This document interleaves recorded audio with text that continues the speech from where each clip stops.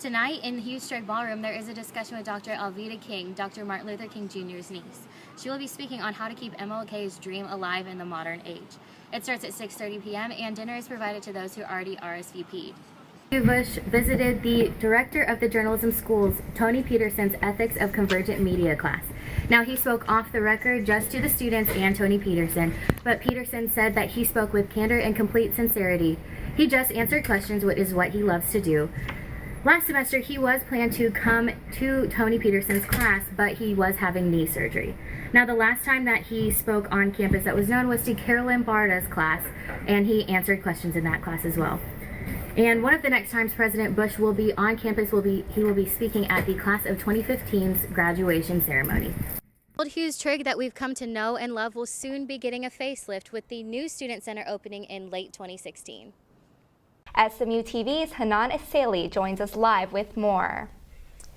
Title IX, a part of the Federal Education Amendments of 1972, protects individuals from discrimination based on their sex in education programs that receive federal funding. Now, SMU was found guilty of violating Title IX last year and formed a task force to battle sexual assault on the SMU campus. But a SMU student who was involved in a September 2014 sexual assault on campus is unhappy with the way that the university handled her case. She says that the details in an SMU Aware email made it clear that it was clearly about her and her alleged assailant, and that he could have a chance to hide any evidence that he was handling. Now, her alleged assailant, a first-year student, was found not at fault on February 12th. And today, many students received a voluntary email survey about Title IX and the SMU climate on campus. The goal was to provide information to inform future and current efforts to battle sexual assault on campus and to make the atmosphere on campus better and a safer place for students. For SMU TV, I'm Hanan Eseli. It's like a scene from the future, technology teaching in the classroom with the teacher. But it's not the future. The traditional classroom is being flipped and tablets are finding their way into classrooms all across America. In North Texas, the Mansfield School District is leading the way in tablet education. It's more fun and it's more engaging for the students. Are we getting our money's worth out of it? I think so. Because I find that it's in this very technology-driven age, these kids, they understand how to use them. I mean, it's very intuitive to them, and so it's nice to have something that's so intuitive available to them here in the classroom. An Oklahoma State University study found 75% of students say they feel tablets enhance their learning. They have enhanced my learning, but when it comes to motivation to study, I don't really like studying on the iPads. I prefer pen and paper. I just learn easier that way. A Pearson Foundation survey found that 6 in 10 college students and high school seniors agree that tablets help students study more efficiently and perform better in classes. Later on, it did because I had Skyward right in front of me. So I started checking my grades more, and I realized that, oh, it's low in this class, I should probably improve. This type of learning is new, but it could be crucial for training future generations. I can see it growing nationwide. I think we're one of the few districts in the nation that's really, dive in and try to use a one-to-one application of using iPads. But I think it's a growing trend. I think people are looking at it, and at lower levels it may be 5-to-1 where they have classroom sets. But I can see it just growing and growing, becoming more prevalent across the nation. College marks the transition from adolescence to maturity. It's the time when students try new things and find who they are. For many, that includes lifestyle changes, eating habits, sleeping habits, even going to church. It's more about having a good time, learning, self-discovery.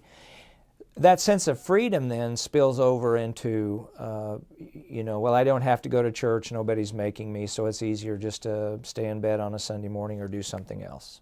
Despite being founded by the United Methodist Church in 1911, SMU has around 5 religious affiliations ranging from Hindus to Christians. A study by the Pew Forum shows nearly 44% of students attend church frequently their freshman year, but by their junior year, only 25% make it a priority. And once you get into one thing, you usually start doing other things that you've never done, and you just kind of feel like it's okay to live this new life. And so everything that you learn, like growing up, like the importance of going to church, it kind of flies out the window. The Pew study also found that students feel the need to go to church to maintain their relationship with God. They were more depressed when they didn't go as frequently. I think it's important to have people, a sense of community that holds you accountable and helps you sort of reach for that person that you always want to be, but we need people to sort of encourage us towards that. Whether it's a support system for when times get tough or a place of solace, SMU has many places where students can escape the stresses of life. A Dallas teen faces capital murder charges. Police say early Monday morning, 2-month-old Justice Hull was intentionally drowned by the 14-year-old daughter of a family friend. Baby Justice was in the care of a family friend while her mother serves time in jail. The family lives in the Hickory Trace apartments in the Redbird area of Dallas.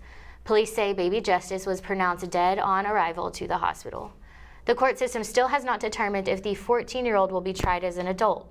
Either way, she will not face the death penalty due to her age. Family members are trying to get the baby's mother out of jail for the funeral. 15 Tunisian women will never be the same after taking the George W. Bush Institute's Women Fellowship Program. The women wrapped up the first stage of their year-long participation this week and met at the George W. Bush Presidential Library to talk about their experiences. The fellowship program builds upon research that shows the power of a woman's network is the best indicator of her success. During their time in the U.S., the Tunisian women met with U.S. leaders in business and government, took classes at SMU, and met George W. Bush. Some of the women believe the fellowship program has been transformational and inspiring. One Tunisian woman has even set her sights on someday running for president in her North African country. It's the 70th anniversary of the liberation of the concentration camp Auschwitz by Allied soldiers. To mark the date, dignitaries and survivors of the infamous concentration camp came together to march and remember. The camp, run by Nazis, was responsible for the deaths of more than 1 million people labeled as undesirable by the Third Reich. Though the Holocaust was stopped by the capitulation of the Germans at the end of the Second World War, experts say that genocide has not gone away. For SMU TV, I'm Hanana Saley.